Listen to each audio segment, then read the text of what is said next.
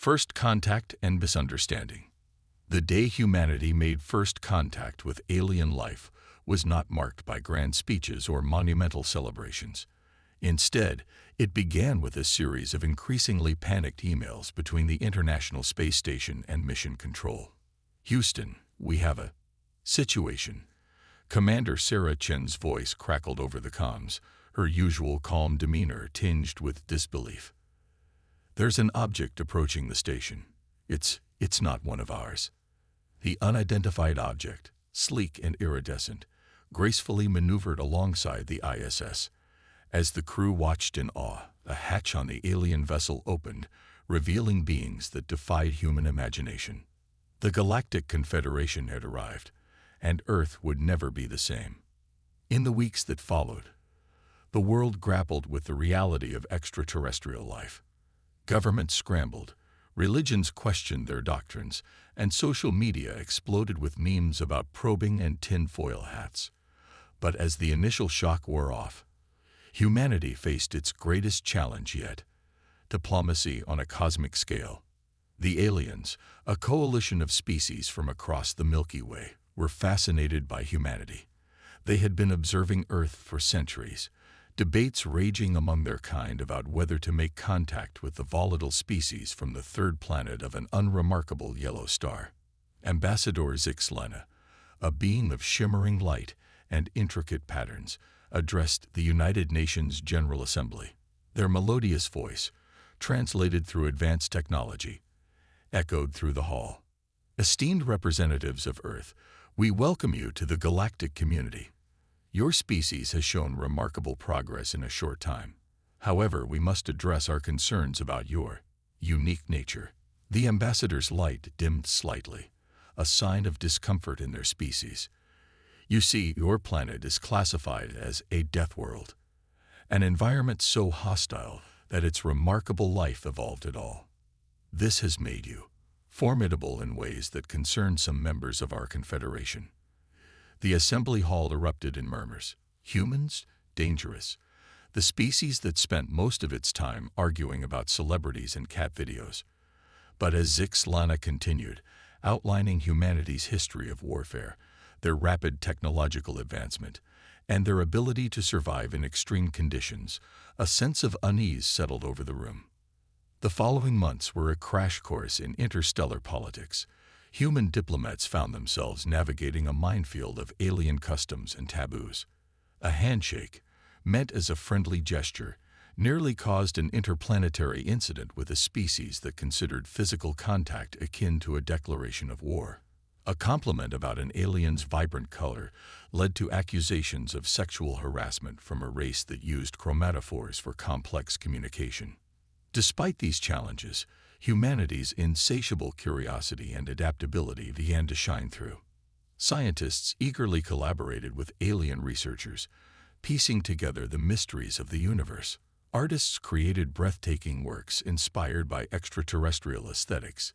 Even in the face of being labeled as potential galactic menaces, humans approached their new reality with a mix of caution and enthusiasm that baffled their alien counterparts. It was during one of these collaborative sessions that Dr. Amelia Zhao, a brilliant but often overlooked quantum physicist, had an epiphany. She had been working closely with Grix, a gaseous entity from a low-gravity world, on theoretical models of space-time manipulation. "Grix," Amelia said, her eyes shining with excitement, "what if we combined your species' understanding of gravitational fields with our research on quantum entanglement? We could potentially create a device capable of instantaneous communication across vast distances."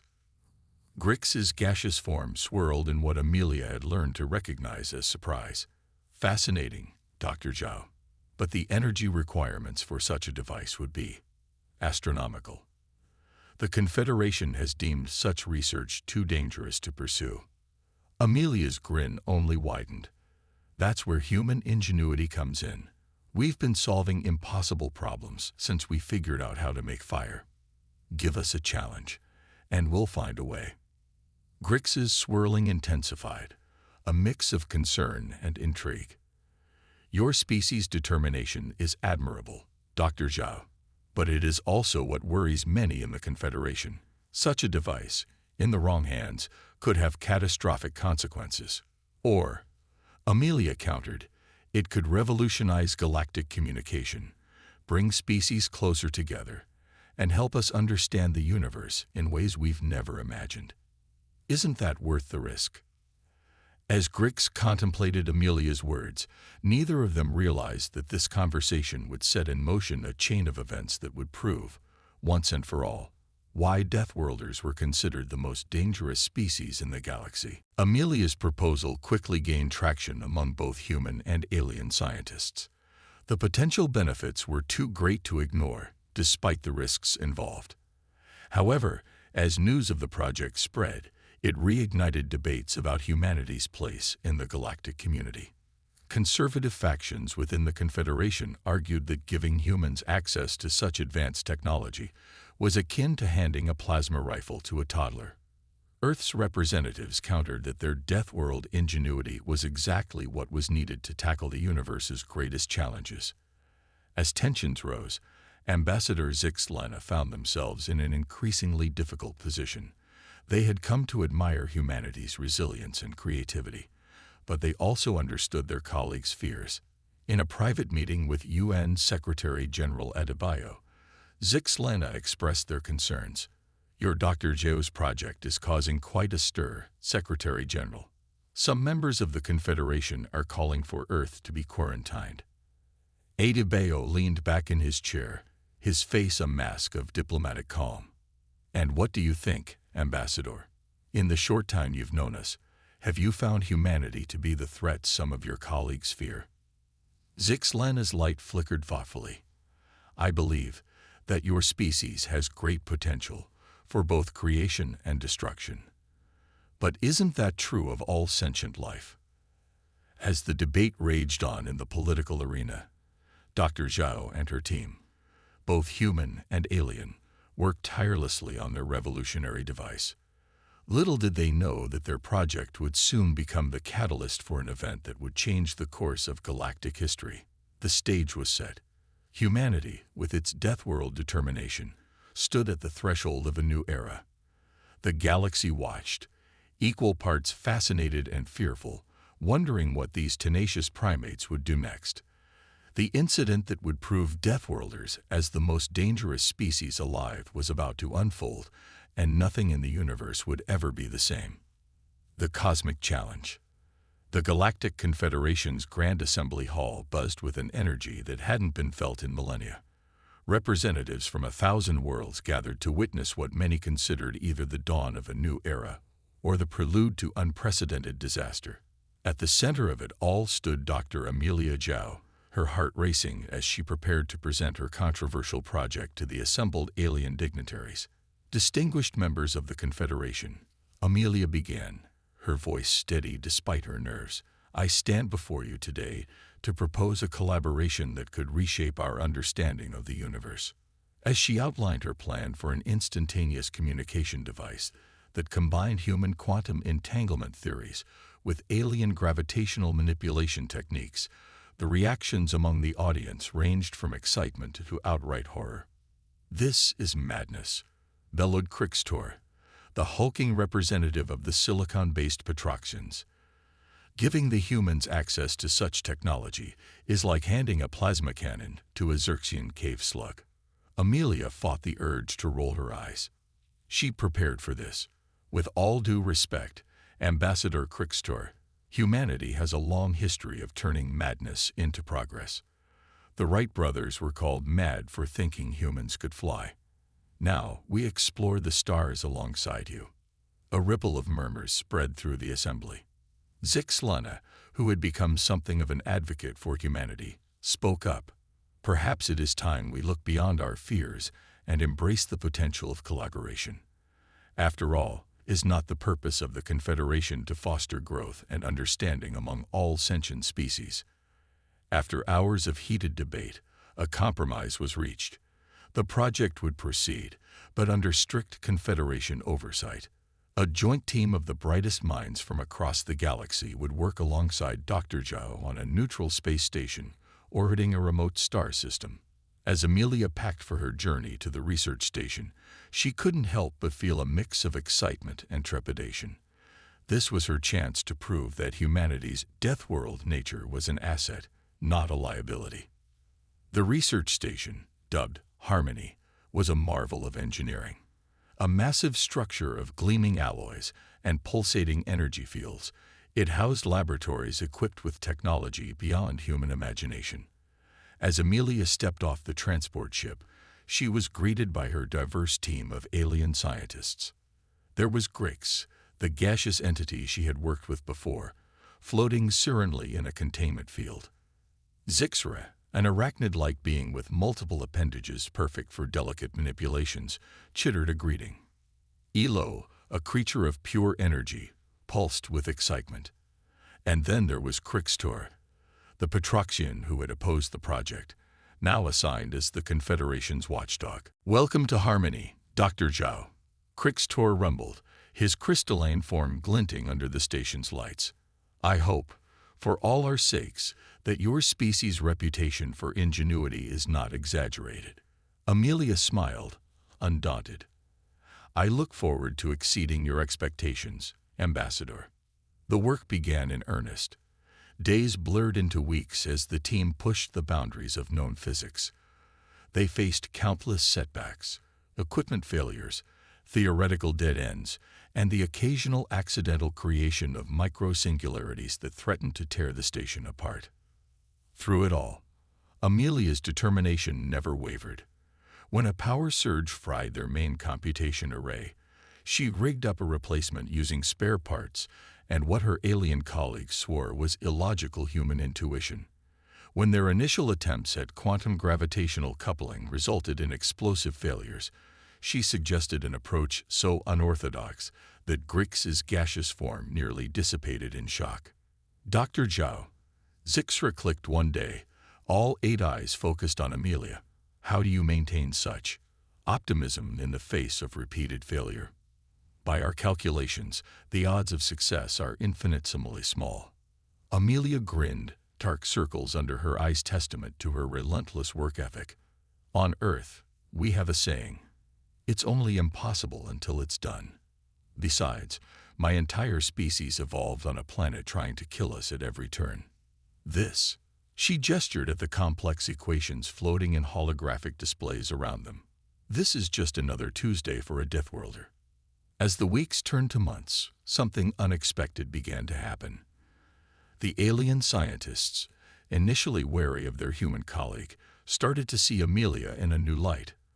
Her resilience in the face of adversity, her ability to think outside conventional parameters, and her unwavering enthusiasm began to inspire them. Even Crixtor, who had started the project as a stern overseer, found himself drawn into Amelia's world of boundless possibility. "I must admit, Dr. Zhao," he said one day, his crystalline form resonating with what might have been admiration, "your species' adaptability is impressive." But just as it seemed they were on the brink of a breakthrough, disaster struck. The team had been running a critical test of their prototype device. The air in the lab crackled with energy as the machine hummed to life. Amelia held her breath, watching as the indicators climbed higher and higher. "We're approaching the theoretical threshold," Grix announced, his gaseous form swirling with excitement.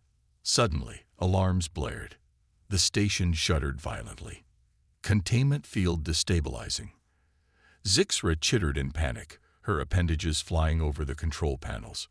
"Shut it down," Crixtor boomed. But it was too late. A blinding flash of light engulfed the lab, and Amelia felt herself being pulled in 1,000 directions at once.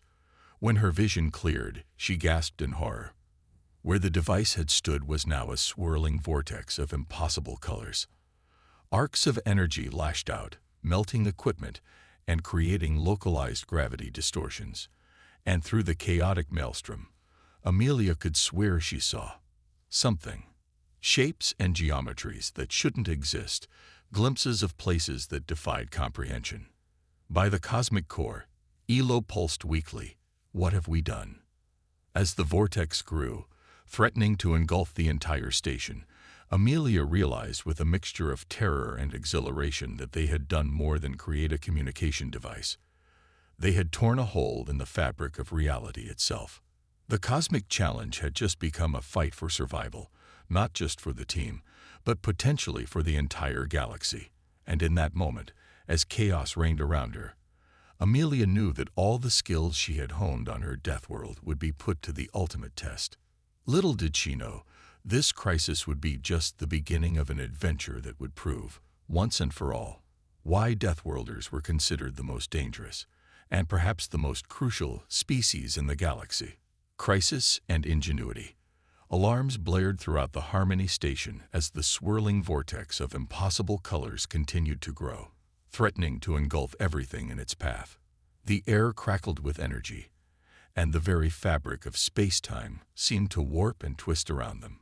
Evacuation protocols initiated. The station's AI announced, its usually calm voice tinged with urgency. All personnel report to escape pods immediately. Amelia Zhao stood transfixed, her mind racing as she stared into the chaotic maelstrom they had inadvertently created. This was beyond anything they had anticipated. A tear in reality itself. Dr. Zhao, Crickster's booming voice snapped her out of her trance. We must leave now. But Amelia's Deathworlder instincts were kicking in. Fight or flight. For her, there was only one choice. No, she said, her voice steady despite the pandemonium around her. If we leave, this thing could spread. We have to contain it. Zixra chittered in disbelief, all 8 eyes wide with panic. Contain it. It's a rupture in space-time. We don't even understand what it is. Then we'll have to figure it out, Amelia replied, already moving towards the control panel. Grix, what's the vortex's energy signature? The gaseous entity swirled in confusion for a moment before comprehending Amelia's intent. It's fluctuating wildly. I've never seen anything like it. Elo, Amelia called out to the energy being. Can you interface with the station's power grid? We need to create a containment field, but it'll have to be adaptive.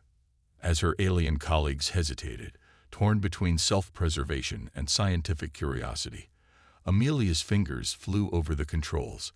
She was operating purely on instinct now, drawing on every scrap of knowledge and experience she had. Dr. Zhao, Crixtor rumbled, his crystalline form vibrating with a mix of fear and grudging admiration. What you're proposing is incredibly dangerous. The odds of success. Never tell me the odds. Amelia cut him off, a grim smile on her face. On Earth, we have stories about people facing impossible situations. We call them heroes. Today, we all get to be heroes. Her words, spoken with unwavering conviction, seemed to ignite something in her alien companions. One by one, they moved to their stations, ready to face the unknown. What followed was a symphony of scientific brilliance and seat-of-the-pants improvisation. Elo merged with the station's systems, becoming a living conduit for the massive energy flows needed to power their makeshift containment field. Zixra's multiple limbs became a blur as she recalibrated instruments on the fly. Grix's gaseous form expanded, using its unique properties to sense and predict the vortex's fluctuations. And at the center of it all was Amelia, calling out instructions, making split-second decisions, and pushing the boundaries of theoretical physics to their breaking point. We need more power to the eastern quadrant, she shouted over the din. Crixtor, can your crystalline structure amplify the containment field? The Petroxian, who had once doubted the wisdom of working with humans, didn't hesitate. He positioned himself between the power relays, his body acting as a living amplifier. Ready, Dr. Zhao. As they worked, the vortex pulsed and writhed, as if fighting against their efforts to contain it. Strange, ethereal shapes flickered at its edges, glimpses of other dimensions, other realities bleeding through. Zixra, are you seeing this? Amelia called out, her eyes wide with a mixture of terror and scientific awe. The arachnid-like being chittered in affirmative. Multiple spatial anomalies detected. It's as if. as if the vortex is a window to other universes. For a moment, Amelia allowed herself to be overwhelmed by the implications. They had stumbled upon something that could revolutionize their understanding of the cosmos, but there would be time for wonder later, if they survived. Hours blended together as they fought their desperate battle against chaos itself. The station groaned and shuddered, systems failing and being jury-rigged back to life. More than once, it seemed as if all was lost, the vortex threatening to overpower their containment efforts. But each time, Amelia would find another solution, another impossible idea that somehow worked. She drew on everything: her formal education, half-remembered sci-fi novels, even games she had played as a child. In her mind, every piece of human culture, every story of overcoming impossible odds, became a weapon in their arsenal. And slowly, incrementally, they began to win. The vortex's wild fluctuations began to stabilize. The spatial anomalies, while still present, no longer threatened to tear the station apart. As the immediate danger passed, Amelia allowed herself a moment to breathe. She looked around at her alien colleagues, seeing them in a new light. Grix, once so cautious, had pushed his gaseous form to its limits. Zixra's exoskeleton was singed in places, evidence of her fearless work amidst electrical fires. Elo pulsed weakly, drained from channeling enormous energies. And Crixtor, his crystalline form glowing with residual energy, stood tall and proud. We did it, Amelia breathed, scarcely believing it herself. No, Dr. Zhao, Crixtor rumbled, his tone softer than she had ever heard it. You did it. We merely followed your lead. As the reality of their achievement sank in, a new sense of camaraderie filled the room. They had faced the impossible together and emerged victorious. But more than that, they had witnessed firsthand the incredible potential of humanity's Deathworld ingenuity. Zixra chittered softly, all 8 eyes fixed on Amelia. In all my cycles, I've never seen anything like this. Your species, you truly are remarkable. Amelia smiled, exhaustion etched on her face. We're survivors, it's what we do. But even as they savored their victory, new challenges loomed. The contained vortex still pulsed with otherworldly energy, a testament to the power they had unleashed. And beyond the walls of their lab, the galaxy waited, unaware of how close they had come to cosmic catastrophe. As Amelia looked into the swirling colors of the stabilized vortex, she knew their work was far from over. They had opened a door to new realms of scientific discovery, but they had also unleashed potential dangers beyond imagination. The incident that would truly prove Deathworlders as the galaxy's most lethal and most valuable species was only beginning. And Amelia Zhao, a human from a planet that had forged her kind in fire and adversity, stood ready to face whatever came next. Little did she know, the true test of humanity's place in the galaxy was yet to come, and it would require every ounce of the ingenuity and determination she and her team had just displayed. The Deathworld advantage. In the days following the containment of the space-time vortex, an uneasy calm settled over the Harmony Station. The joint human-alien research team worked tirelessly to understand and stabilize their accidental creation, all while keeping its existence a closely guarded secret from the rest of the Galactic Confederation. Amelia Zhao stood before the shimmering anomaly, dark circles under her eyes testament to sleepless nights spent poring over data. It's beautiful, she murmured, more to herself than to her alien colleagues. Terrifying, yes, but beautiful. Crixtor, his crystalline form glinting in the ethereal light of the vortex, rumbled in agreement. Indeed, Dr. Zhao, though I fear its beauty may blind us to its dangers. Before Amelia could respond, the station's alarms blared to life once more. But this time, it wasn't the vortex causing the disturbance. Unidentified vessels approaching. The AI's voice echoed through the lab. Hostile intent detected. Zixra skittered to a nearby console, her appendages flying over the controls. By the cosmic core, she chittered. It's a Vrekno war fleet. Amelia's blood ran cold. The Vrekna were a notoriously aggressive species, shunned even by the Galactic Confederation for their brutality. If they had somehow learned of the vortex, how did they find us? Grix's gaseous form swirled in agitation. This station's location is classified. Questions later, Amelia snapped, her mind already racing through possibilities. Right now, we need to defend the station and protect the vortex. If the Vrekna get their hands on this technology. She didn't need to finish the thought. Everyone in the room understood the catastrophic implications.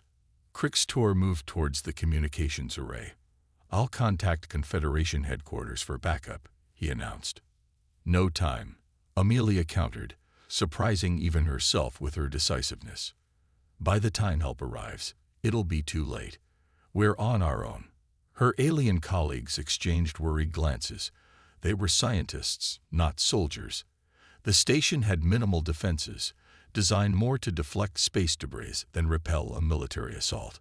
But Amelia's eyes gleamed with a determination that made even the battle-hardened Crixtor take notice. This, she realized, was where her Deathworld heritage truly came into play. "Elo," she called out to the energy being, "can you interface with the station's systems like you did during the Vortex crisis?"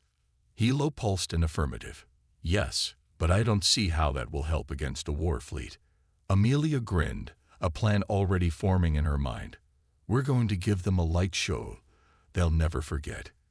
Grix, I need you to modulate the station's shield frequencies. Zixra, reroute all non-essential power to the deflector arrays." As her team scrambled to follow her instructions, Amelia turned to Crixtor. "I hope you're ready for some hands-on experience with human ingenuity, Ambassador." What followed was a masterclass in Deathworld tactics. Amelia's plan was audacious, borderline insane by Confederation standards, but it was their only hope. Using Elo's ability to manipulate energy fields, they created the illusion of a much larger, heavily armed station. Grix's precise shield modulations made it seem as if their defenses were far more formidable than they actually were. And Zixra's power rerouting allowed them to create dazzling bursts of energy that mimicked weapons fire. All the while, Amelia coordinated their efforts, drawing on a lifetime of science fiction stories, historical battle tactics, and the raw survival instinct honed by generations of Deathworld evolution. The Vrekna fleet, expecting an easy conquest, found themselves facing what appeared to be a fortress bristling with advanced weaponry. Their initial volleys were absorbed by the enhanced shields, the energy dispersed in spectacular, intimidating displays. "They're falling for it." Zixra chittered excitedly as the enemy ships began to break formation. But the Vrekna were not so easily deterred. A particularly large warship pushed forward, its weapons charging for a massive strike. "Braced for impact," Amelia shouted, knowing their illusions couldn't withstand a direct hit of that magnitude. The blast rocked the station, overloading systems and sending cascades of sparks through the lab. As the smoke cleared, Amelia saw with horror that their containment field around the vortex was fluctuating wildly. No, she muttered, rushing to the controls. But it was too late. With a sound like reality itself tearing, the vortex expanded, tendrils of otherworldly energy lashing out. For a moment, time seemed to stand still. Amelia locked eyes with Crixtor, seeing in his crystalline depths the same realization she had come to. There was only one way out of this. "Elo," she called out, her voice steady despite the chaos around her. "On my mark, I want you to channel the vortex's energy through the station's deflector array." "Dr. Zhao," Grix swirled in alarm. The amount of power, it could tear the station apart. Or it could save us all. Amelia countered. She looked at each of her alien colleagues in turn, seeing the trust they had come to place in her. "Whatever happens, it's been an honor working with all of you." As the Vrekna fleet regrouped for another assault, Amelia took a deep breath. Every instinct honed by her Deathworld upbringing, every lesson learned through humanity's turbulent history, had led her to this moment. "Now, Elo." the energy being merged with the station systems, becoming a conduit for forces beyond mortal comprehension. The vortex's power surged through the deflectors, erupting outward in a blinding wave of multidimensional energy. The Vrekna ships, caught in the wave, simply vanished, not destroyed, but displaced, flung across space, time, and perhaps even realities. As the light faded and emergency systems kicked in, Amelia and her team stood in stunned silence. They had done the impossible. Again. Krixtor was the first to speak, his voice filled with a reverence Amelia had never heard before. Dr. Zhao. Amelia, I believe I owe you an apology. I had reservations about working with a Deathworlder, but now I see your species may well be the galaxy's greatest asset. Amelia managed a weak smile, the full weight of their actions beginning to sink in. We're survivors, Ambassador. It's what we do best. As they surveyed the damage and prepared to face the inevitable inquiries from the Galactic Confederation, Amelia knew that everything had changed. Humanity had proven itself not just dangerous, but invaluable. The Deathworld advantage, forged in the crucible of Earth's harsh environment, had saved them all. But as she gazed into the now stable vortex, Amelia couldn't shake the feeling that their greatest challenges and opportunities still lay ahead. The incident that truly cemented humanity's place in the galactic order was yet to come, and she had a feeling she would be right at the center of it. The galaxy would never be the same, and neither would humanity's role within it. A new galactic order. The Grand Assembly Hall of the Galactic Confederation buzzed with an energy unlike anything seen in millennia. Representatives from every corner of the galaxy had gathered, their attention focused on the central podium where a small, unassuming human stood. Dr. Amelia Zhao took a deep breath, her eyes scanning the sea of alien faces before her. Some looked on with admiration, others with trepidation, but all waited with bated breath to hear her speak. Esteemed members of the Confederation, she began, her voice steady and clear, I stand before you today, not just as a representative of Earth, but as a witness to events that have forever changed our understanding of the universe and our place within it. Over the next hour, Amelia recounted the incredible tale of the Harmony Station incident. She spoke of the accidental creation of the space-time vortex, the desperate battle to contain it, and the harrowing encounter with the Vrekna fleet. As she described how they had used the vortex's power to repel the attack, a mixture of awe and fear rippled through the assembly. What Dr. Zhao fails to mention, Krixtor's voice boomed as he stepped forward, his crystalline form glinting under the hall's lights, is that without her leadership, without her uniquely human approach to problem-solving, none of us would be here today. The Vrekna would have acquired technology capable of reshaping reality itself, and our galaxy would be facing unprecedented peril. Murmurs of agreement echoed through the hall. Zixlana, the ambassador who had initially advocated for Earth's inclusion in galactic affairs, rose to speak. When we first encountered humans, many of us saw only the potential dangers of a Deathworld species. We feared their adaptability, their resilience, their capacity for violence. The ambassador's light pulsed softly. But now we have seen the other side of that coin. The very traits that make humans formidable are also what make them invaluable allies. As the Assembly debated the implications of recent events, it became clear that a paradigm shift was occurring. The incident at Harmony Station had proven that humanity's Deathworld advantage was not just a source of concern, but a vital asset in facing the unknown challenges of the universe. Proposals were put forth to integrate humans more fully into Confederation affairs. Some suggested human advisors for crisis management, while others advocated for joint scientific endeavors to further explore the possibilities uncovered by the Vortex incident. But it was Grix, the usually reserved gaseous entity, who floated forward with the most audacious proposal yet. Esteemed colleagues, Grix began, his form swirling with excitement, I propose we establish a new division within the Confederation, the Cosmic Exploratory Force. This team, led by humans but comprising members from all our species, would be tasked with pushing the boundaries of our knowledge and capabilities. They would be our first line of defense against the unknown, and our vanguard in unraveling the mysteries of the universe. The assembly erupted in a cacophony of voices, some enthusiastically supporting the idea, others expressing concern. Amelia stood silent, her mind racing with the possibilities. As the debate raged on, a new voice cut through the noise.